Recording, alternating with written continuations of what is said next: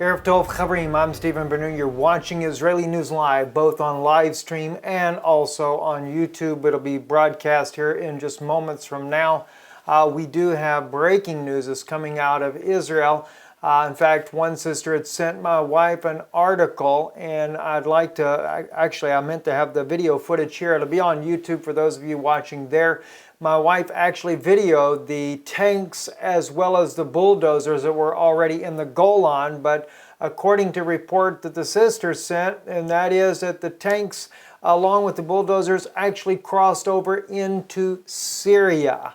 I don't have the article that she actually shared there in English, but I did look it up. It's on here on Debka file right here. The title of the article here in Hebrew for you is Bulldozers and Tanks of the Israeli army have actually entered within the buffer zone of Syria. Yes, they have actually crossed into that area. Now, Quneitra is the area of Syria that they have actually entered in. According to the article here, what they're doing is they're digging in and preparing for a possible attack from the Syrian side into Israel. Building trenches, anti-tank trenches in there. Let me kind of give you a little bit right here. Some of the article here for you in Hebrew here. It says here basically what you're reading here. Let me just kind of look this over just for a second here. This is Debka file reporting on this right here. It says here that on Tuesday that tanks entered into the Israeli and Syria borderline right there. They'd crossed over to begin construction on fortifications and anti-tank ditches is what it says here inside of Syria. For the first time in 6 years, the article claims here that the IDF openly crossed the border and entered into Syria. It says here that, let's see here, the IDF operates between roughly 300 to 500 meters. This is right in here where we're at right here. They operate between 300 to 500 meters inside of that border zone. There is what they're operating in. And the whole purpose of the article here is they're digging in. They're getting ready. What are they getting ready for, though, is the question. Now, the article does go on to state that as you go down into the next paragraph here, that it was kind of funny that nobody reported it. They say even Bashar al-Assad actually said nothing about what was going on. Only a small outpost actually reported it, and that was just a little rebel group there that actually reported it. But the funny thing is, though, it's just the way the perception is. And here's where the serious part comes in, friends, here. And this is it hit today on Newsday 24, Russian television here actually carried this article here in the Russian language. And they titled the article, Israel's military with tanks invade Syria.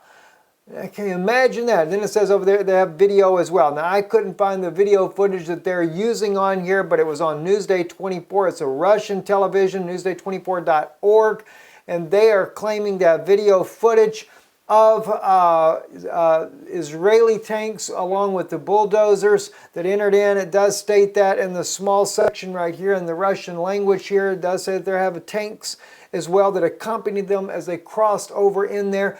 But it is all perception in the mind, and perception can be a big thing when you're dealing with a hostile territory. Israel going inside of Syria, going in the buffer zone, no doubt, only to prepare and to protect their border. And I stand with Israel on that 100%.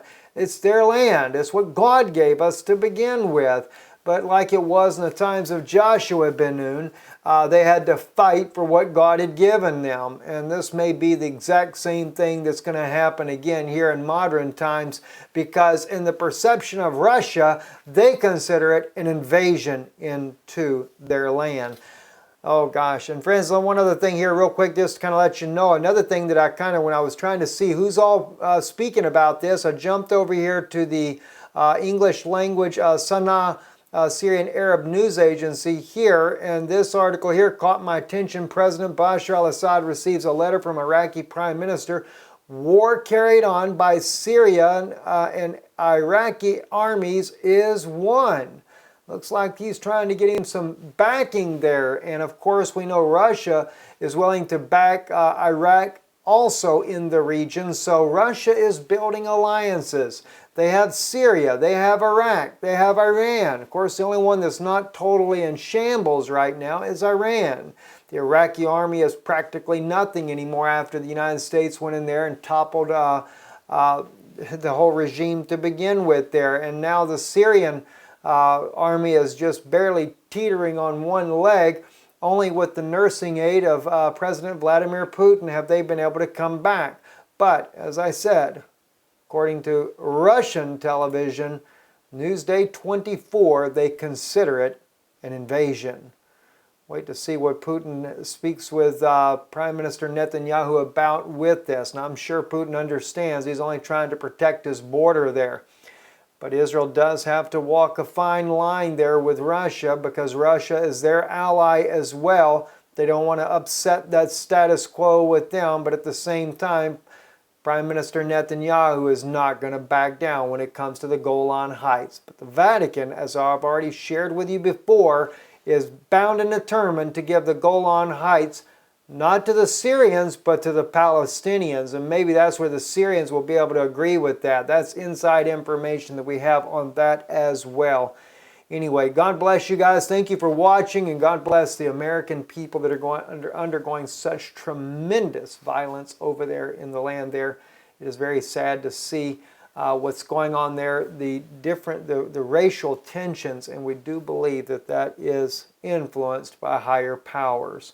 I don't think it's so much the black people and the white people. They've coexisted for a long time now, and I don't think that that's really the intent of the people there. But there is radical groups on the inside inciting the violence in the United States. Anyway, thank you for watching. Don't forget, support us, IsraeliNewsLive.org. We do need your financial help to make the broadcast happen. Thank you. God bless you and good night.